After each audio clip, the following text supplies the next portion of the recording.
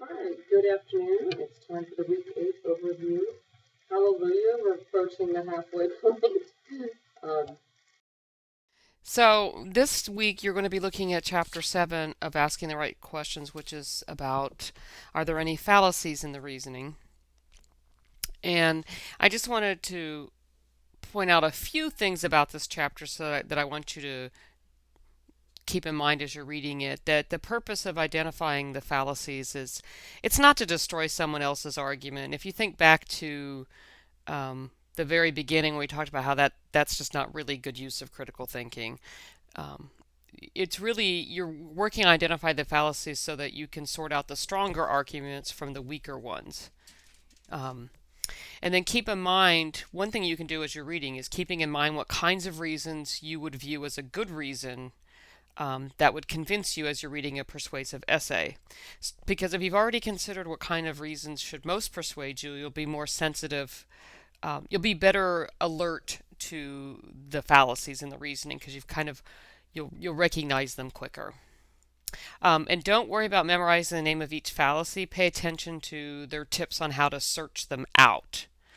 I'm not going to be like, I'm not asking you like, please, well, ad hominem is actually probably the easiest one to remember, but I'm not going to ask you about that one or other fallacies um, by name. Okay, so I wanted to talk a little bit about the assignments. So I graded assignment 2. And one thing I ran into with a couple of students, and if this was you, I may have commented, I may not have. I'm a little behind on grading because I was sick over the weekend and on Monday. But um, we're not evaluating the reasons at this point. We're focusing on identifying the reasons. And later on, we'll talk about whether or not they're good reasons or bad reasons. And even then, it's not whether or not you agree with those reasons, you're just evaluating whether or not they're good or bad reasons. Some people may argue very eloquently with very good reasons. You may not accept them and you may not agree with them, but you have to recognize that they're good um, uh, reasons. So, assignment 3. I posted it this week, and it's going to be due the Monday after spring break. And this is one where you'll get to practice identifying assumptions.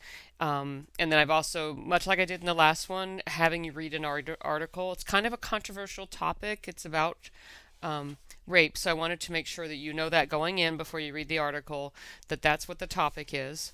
Um, and then you're going to find an article. So when I tell you on the weekly agenda to review this one web page with it's got tips about searching for articles, you'd be well advised to read that to review those resources because it'll help you in the assignment. Again, a reminder that there is no discussion for week 8, that you're meeting with me, and if you don't meet with me, you will get 0 points for the discussion next week. And I did change up the discussion groups, and I've posted the new group um, the new groups in D2L, and that'll start with the week 9 discussion. So we're still in 4 groups. I've just let D2L sort of resort you into different groups. And that's it. I just have to tell you to enjoy spring break. Good afternoon.